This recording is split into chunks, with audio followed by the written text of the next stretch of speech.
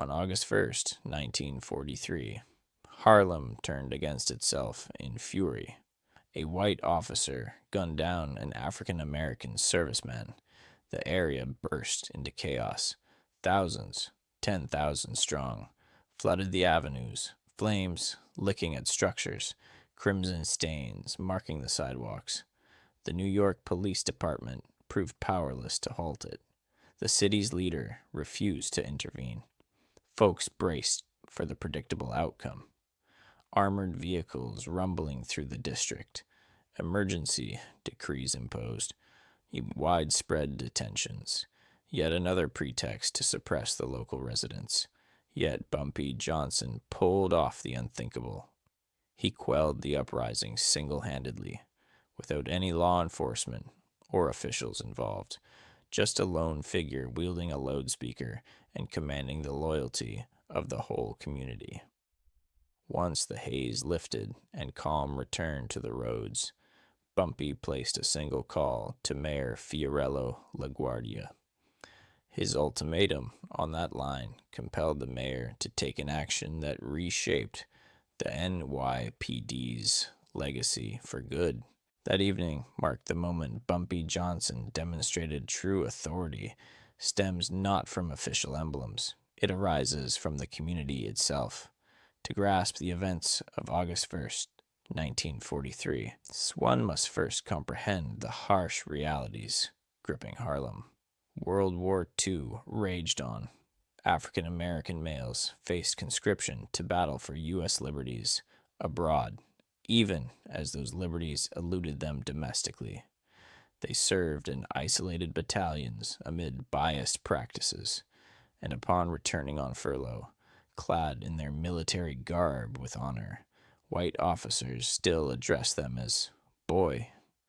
Bars owned by whites still barred them entry, and they endured mistreatment as outsiders in their native land. Harlem simmered like a volatile pot, packed tight with insufficient resources, excessively surveilled by a police force that viewed black areas as hostile zones rather than places to safeguard. Officers didn't simply monitor Harlem, they dominated it. Assaults happened relentlessly, not from street gangs, but from law enforcement. Unreported thrashings, baseless detentions, unending intimidation. Bumpy Johnson witnessed every bit of it. At age 36 in 1943, he had already become a mythic figure. He had endured incarceration, clashed in feuds against Dutch Schultz and Lucky Luciano, weathered every assault from the establishment. Yet what truly set him apart was something invaluable, the confidence of Harlem's people. As Bumpy strolled along Lenox Avenue, heads inclined in greeting. Not from intimidation, but genuine admiration. For Bumpy shielded the district. When police extorted African American enterprises, he put an end to it. When exploitative landlords sought to displace households, he ensured they compensated fairly. He functioned as Harlem's shadow leader, a fact recognized by all. Still, even Bumpy couldn't foresee the storm brewing. August 1st, 1943, around 7:30 p.m., at the Braddock Hotel on 126th Street, a 26-year-old black soldier, Robert Bandy, back on leave and donned in his U.S. Army attire, lingered in the entrance hall. Noise drew his attention. White patrolman James Collins was detaining a black woman, Margie Polite, on charges of disturbance. Her offense, a dispute with the hotel proprietor over inflated fees. Collins handled her harshly, yanking her limb and wrenching it backward. She yelped in agony. Robert Bandy, fresh from a year combating authoritarianism in Europe, refused to stand by while a woman suffered abuse from those duty-bound to defend her. He intervened. "Officer, you're causing her pain." Collins spun around, noted the attire, dismissed it. "Stay out of it, boy." "I'm no boy. I'm in the service." Accounts from onlookers varied on the ensuing clash. but the outcome rang clear. Collins pulled his gun and fired into Robert Bandy's shoulder, a uniformed trooper right there in the foyer amid scores of bystanders. Robert crumpled, his uniform soaking with blood. Collins summoned support via radio, insisting Bandy had assaulted him. Falsehood, but facts held no sway. The harm had struck. In under 20 minutes, news raced across Harlem like an inferno. So, quote, by 8 p.m., onlookers clustered beyond the Braddock Hotel, starting at 50, swelling to 100, surging to 500. By 9 p.m., the assembly had morphed into a furious throng, and that throng surged onward. The spark at the Braddock Hotel ignited a tidal surge across Harlem. Decades of bottled wrath, degradation, and unfairness detonated simultaneously. Glass fronts splintered. African American shops stood spared, but Caucasian operated outlets, the sort that doubled prices for local black patrons, refused to employ them. Those went up in flames. Patrol vehicles flipped. Any officers daring the thoroughfares faced barrages of stones, glassware, whatever projectiles lay at hand. The NYPD attempted barriers, attempting to repel the masses, yet they faced odds of 50 against 1. By 10 p.m., the police chief alerted the mayor, Mayor Fiorello La Guardia, known for reformist leanings, confronted a dilemma: dispatch extra forces primed to batter heads or summon the National Guard. In either scenario, casualties loomed inevitable. He opted for the Guard, allotting them 90 minutes to assemble. But the mayor overlooked a key truth. Harlem's unrest didn't stem from lawlessness. It arose from exhaustion, weariness of gunfire, weariness of dismissal, weariness of seeing their youth march off to conflict. For a nation that regarded them as into the turmoil stepped Bumpy Johnson. At 11:15 p.m., he emerged from Small's Paradise, his base on 135th Street. The avenues brimmed with haze. They flames, clamor, folks dashing every which way, alarm shrieking. This wasn't structured unrest. This was raw agony venting in its rawest form. Bumpy's trusted aides clustered around him. Bumpy scanned the blazing blocks, eyed his community tearing apart their own turf, spotted the riot squads in full armor, itching for a reason to open fire. He reached a verdict. 5 minutes on, Bumpy perched atop a Cadillac's roof, smack in the crossroads of 125th Street and Lenox Avenue, Harlem's pulsing core, right at the riot's vortex. His chauffeur blared the horn in a prolonged wail. Head swiveled, recognized him, and bit by bit, the din began to fade. Bumpy lifted the megaphone. "Hear me out." His tone sliced the air, firm, steady, authoritative. The throng hushed, not fully. Blazes still crackled. Shattered panes tinkled afar. Yet those closest halted, pivoted, paid heed. I get your fury. It boils in me, too. They gunned down Robert Bandy for shielding a lady, like any guy might. That officer, he'll likely snag a commendation while Robert battles for survival in the ward. I feel it. I do. Bumpy held back. Let that marinate. But glance around. See what you're torching. Who owns those shops? Those houses? Yours. You're scorching your own district. And come dawn, when the fog lifts, who foots the repair bill? Not the NYPD, not the brass at City Hall. You will. Murmurs rose from the masses. They earned it. They plugged one of ours. Bumpy inclined his head. Spot on. They did. But that's their game plan.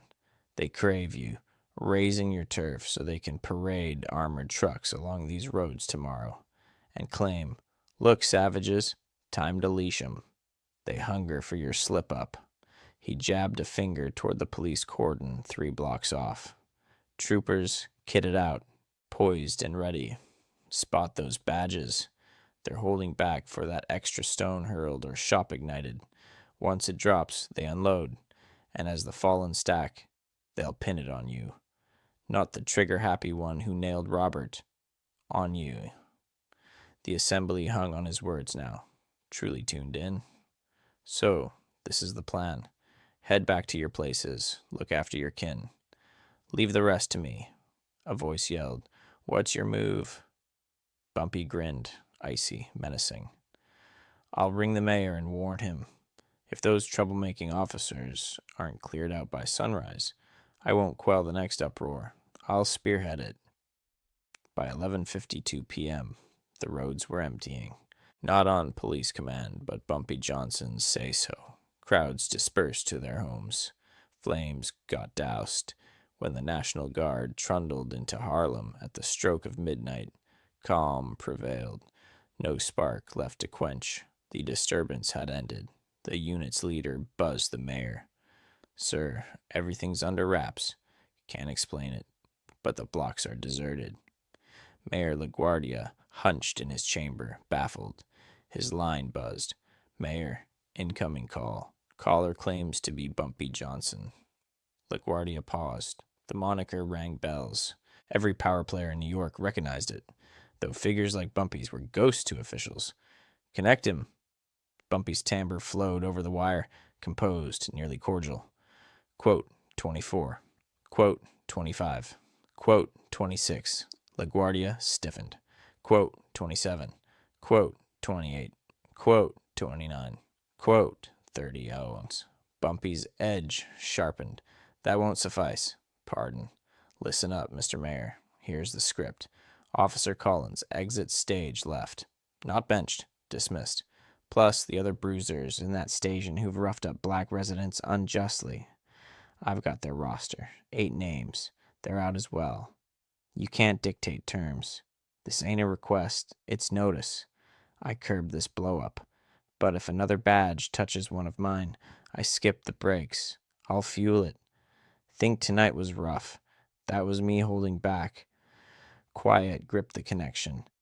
Threatening New York City's mayor isn't wise." Bumpy chuckled. "No threat, Mr. Mayor. Just a fix. Crave harmony in Harlem? Want your squads patrolling brick-free. Purge the rot. Axe the officers who believe their shield licenses them to thrash black folks. You handle that, and I promise there won't be any more uprisings. If not, don't count on me picking up the phone next time. I'll issue a declaration instead, and you'll be facing a full-blown conflict." LaGuardia remained in his office, gazing at the receiver. He realized Bumpy had a point. He was aware Collins was crooked. He understood that a good portion of the Harlem station was tainted, yet dismissing officers, particularly white ones, at the urging of a black mobster, would spell political ruin. Still, another disturbance would be just as disastrous. "I'll investigate it." "You have 72 hours, Mr. Mayor. Beyond that, I can't predict the fallout." The connection cut off. August 4th, 1943. Just 3 days afterward, a brief article appeared on page 7 of the New York Times. 8 NYPD personnel removed after an internal probe. No specifics, no identities. Simply vanished. Officer James Collins got terminated and faced assault accusations. The case was eventually dismissed, but he never pinned on a badge again. Harlem's residents figured out who pulled the strings. Not the mayor, not the NYPD chief. Bumpy Johnson. Mayor La Guardia never openly admitted to the conversation, but throughout his remaining time in office, he treaded lightly around Harlem and officer behavior, all because of that evening's realization. Bumpy Johnson wielded greater influence in those neighborhoods than any elected official. That influence stemmed from admiration, from allegiance, from serving as the sole barrier between the neighborhood and the oppressive forces bearing down on it. Decades on, in 1965, after Malcolm X's killing, The NYPD turned to Bumpy Johnson to maintain order. They bypassed the mayor. They reached out to Bumpy, knowing full well who truly held sway in Harlem. Bumpy Johnson passed away in 1968. During his memorial, crowds by the thousands filled the sidewalks, not to honor a criminal, but a guardian. A figure who grasped that curbing bloodshed often demands the bravery to position oneself right in the chaos and declare it's over. August 1st, 1943. Bumpy Johnson averted an outbreak by denying his community the chance to tear itself apart. Then he compelled New York's most influential white leader to atone for the brutality inflicted by his force. That's beyond mere authority. It's enduring impact. If this account of Bumpy halting a clash with a single utterance resonates uniquely, smash that subscribe icon. We're sharing the authentic tales of Harlem's defender, the episodes that forged his mythic status. Give it a thumbs up if you believe Bumpy Johnson outranked the mayor in clout. Share your thoughts. Would you have dialed that number? Stay tuned for more epic narratives. You won't want to skip them.